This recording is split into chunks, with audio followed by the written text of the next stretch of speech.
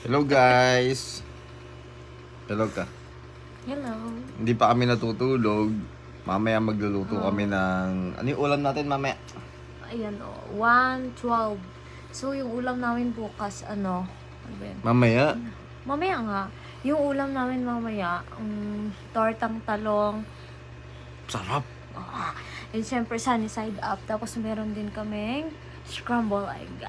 Then Tapos may tuyo. subukan natin mag fried rice. Kasi bagay yun doon. Oh, tapos may tuyo. So ang gagawin namin nga, papaantok. Tapos matutulog. Kasi tignan nyo, 1:12. Yan.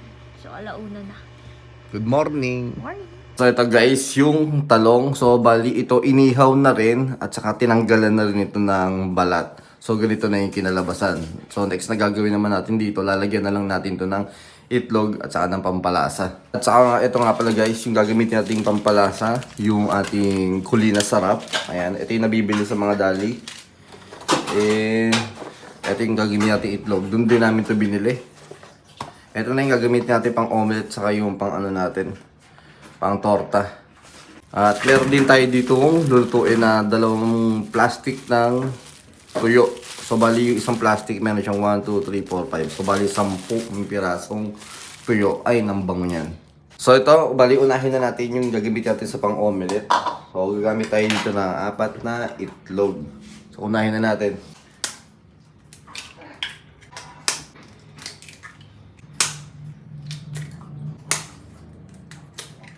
So, bali yan naisip ko, magamit na lang ako ng asin. Pero konting asin lang yung ilalagay natin, pero para hindi masyadong maalat. So, ayan. Ano yun na lang natin to.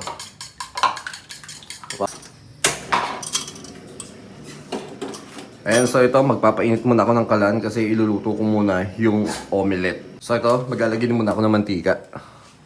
Ayan, tamang dami ng mantika para sa lulutuin nating omelette. At mainit na rin naman itong mantika. So, ang gagawin natin, syempre simulan natin magluto. Itong klase ng omelette natin, hindi na tayo maglalagay ng bawang, sibuyas. Kundi rekta na kaagad, itlog, pwede na yan.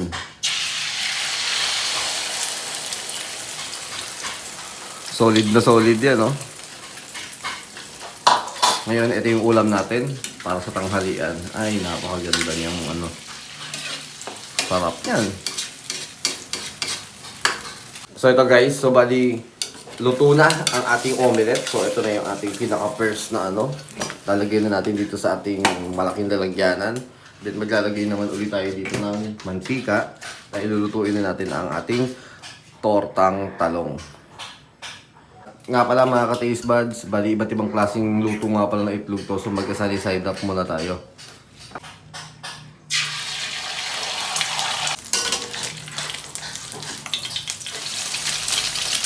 So, ang galing, di ba mga ka-taste buds? Meron tayong omelette, meron pa tayong sunny side up egg, di ba?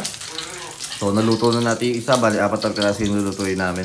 So, yun mga ka-taste buds, bali naluto na namin yung mga sunny side up. Ngayon, magdadagdag tayong mantika. Ayan, so ito mga ka-taste buds, so ang gagawin naman natin is ilalagay natin dito yung talong, ayan dito sa may itlog. So, ang gagawin natin dyan, i-spread natin. Kumbaga parang ibubuka natin yung ano, pinaka-talong. So ito mga ka-taste buds, mainit na yung mantika. Lagyan na natin ng dahan-dahan yung talong. Yan, ganyan ka-simple. Kasi gagawin natin dito, maglalagay pa tayo dito ng konting itlog. Yan, para kumapal yung ating talong. Konti lang naman, hindi naman yung ubod ng dami. So ito mga ka-taste buds, nabaliktad ko na. So balikin ito na yung itsura ng ating tortang talong. Ay grabe, ang fluffy. Sarap. Ito mga ka-taste buds, luto na natin yung isang tortang talong. Lalagyan na natin ulit dito sa ating lalagyanan. Perfect. Ganda ng pagkakaluto. Naluto na natin yung pangalawang tortang talong. Lalagyan ulit natin dito yan sa lalagyanan. So ito mga ka-taste buds, so bali naluto na natin yung pangatlong tortang talong at ilalagay na ulit natin dito sa lalagyanan. Nakatatlo na. So ito mga ka-taste buds, so bali naluto naman natin yung pang-4 na tortang talong. Ang ganda ng pagkakaluto. Lagay na ulit natin dito sa lalagyanan. So ayan mga ka-taste buds, naka-4 na tayo. Meron pa tayong omelette. Ito naman yung ating sunny side up. Next naman natin yung tuyo. Hindi na natin lilinisin ang kawali. Maglalagay na tayo rekta. ng mantika. So ito mga ka-taste buds, lalagyan na natin yung mga tuyo. So yan, mabilis lang nang maluto yan. At ang pinakamaganda dito, ito yung nalalaman ng kapitbahay kung ano yung ulam nyo. Yan. So bali sa isang balot na binili namin, magkano yan? 20 pesos.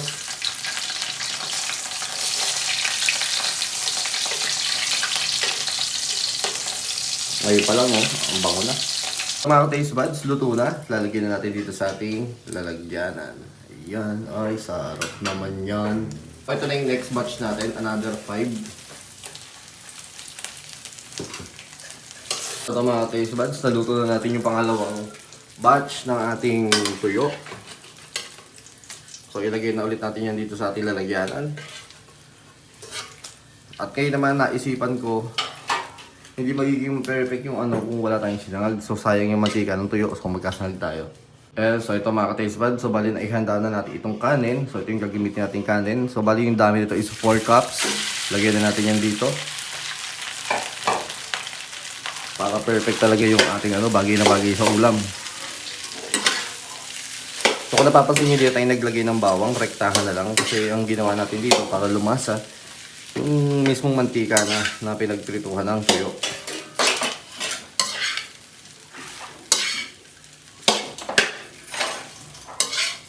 So ito mga ka-taste buds. Ayan, luto na ang ating fried rice. Ang ganda ng pagkakaluto kasi buwag-hag siya.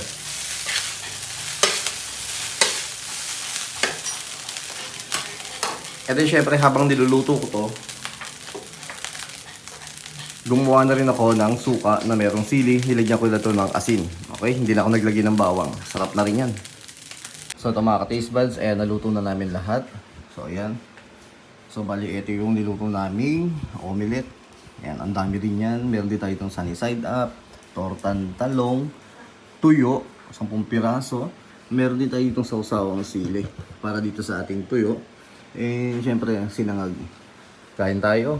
Kaya kung nagustuhan niyo yung video mga ka-taste buds, subscribe.